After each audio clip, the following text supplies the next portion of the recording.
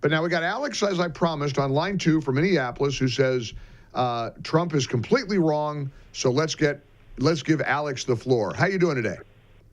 Hi. I'm very disappointed at all the conservative talk show hosts and pundits who are defending Trump on what is basically the biggest tax increase in American history, or it must be pretty close to it. I mean, I can't believe you brought up Charles Payne. Charles Payne is a shameless protectionist. He has no clue how international trade works. Why don't you put Thomas Sowell on? I'd love to see Charles Payne debate Thomas Sowell. Sure. Thomas Sowell would mop the floor with his head. Sure, and it's fair that there are lots of smart people who are very leery of the tariffs. I want to ask you, not to get personal with you, but I just want to kind of know where you're coming from. Did you vote for Trump? I voted for Trump 3 times. I just never imagined the tariffs would be this crazy. So you regret your vote now, right?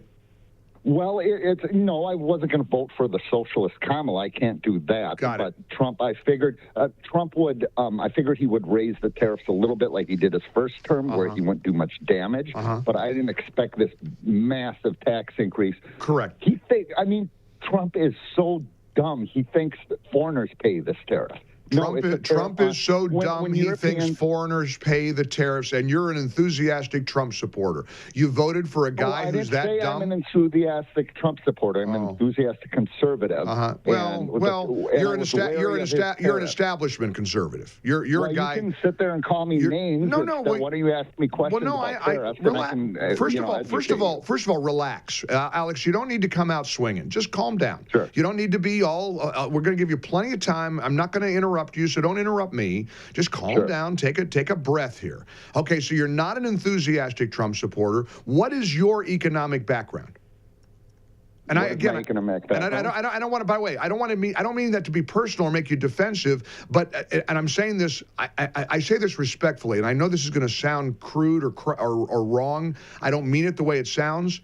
But what makes you so smart on tariffs and an economic blueprint that many people like Charles Payne, who frankly, shame on you, I think he's fantastic, think is a great idea? What makes you the expert?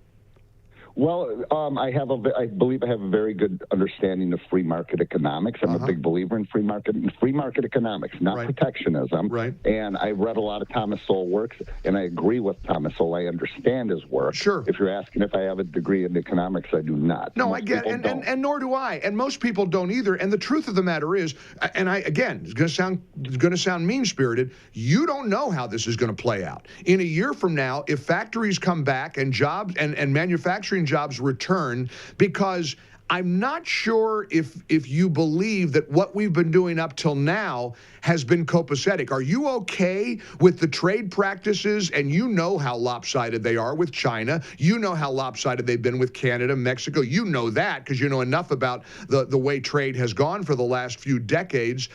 Do you believe that the status quo was acceptable? Absolutely, because we need free trade, not balanced trade or so-called fair trade. I got it. When Europe charges tariffs, they're hurting themselves. That's a tax that they do on their own people. Now, if we reciprocate, then we're taxing Americans. Right.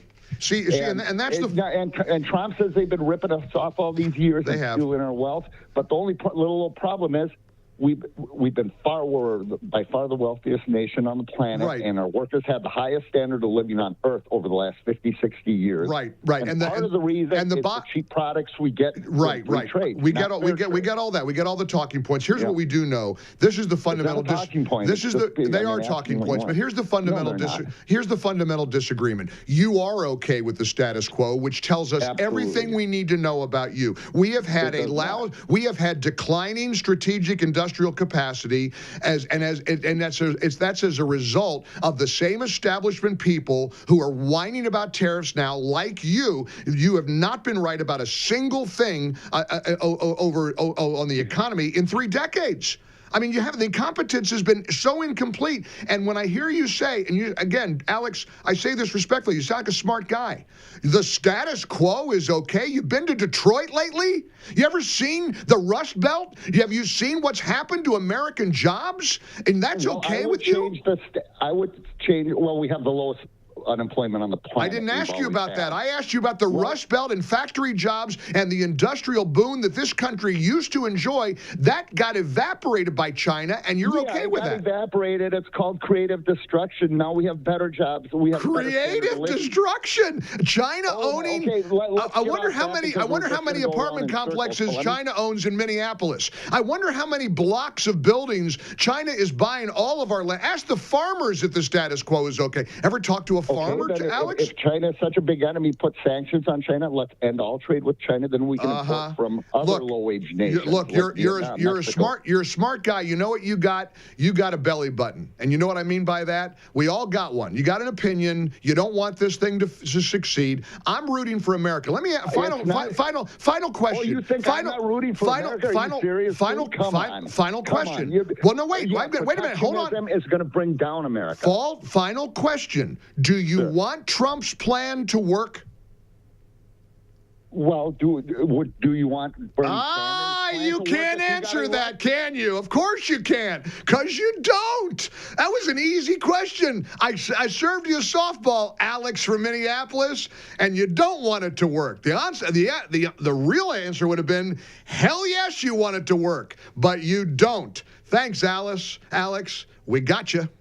Wall Street, screw you. I'm waging class warfare on behalf of the American working class, and you elites in Wall Street, you do what you need to do, because I'm not going to stop fighting for the American working class. Suddenly, everybody is sitting around going, oh no, the stock market. Yeah, the stock market looks like that because the rich are punishing Trump for siding with the neglected and humiliated American working class over them. In the ReliefFactor.com studios, here's Mike. I am honestly grateful for Alex's call because, look, he represents a point of view that definitely is pervasive among a lot of Republican circles. The problem is, and this is where the rubber meets the road, people like Alex confuse conservatism with the Trump movement, the Trump era. Trump is not a globalist. And a whole lot of establishment conservatives are globalists. And I don't say that just to throw around a pejorative. I'm not trying to name call here. But this is what the status quo represents. Globalism. We've got to just take it from all these other countries. And for Alex to believe, oh, we're the richest country in the world. Do you know how much debt we're in? That doesn't matter to people like Alex. Just keep printing money. Just keep putting our kids and our grandkids in debt. Think Alex has ever driven through the Rust Belt? Seen the gutting of American manufacturing?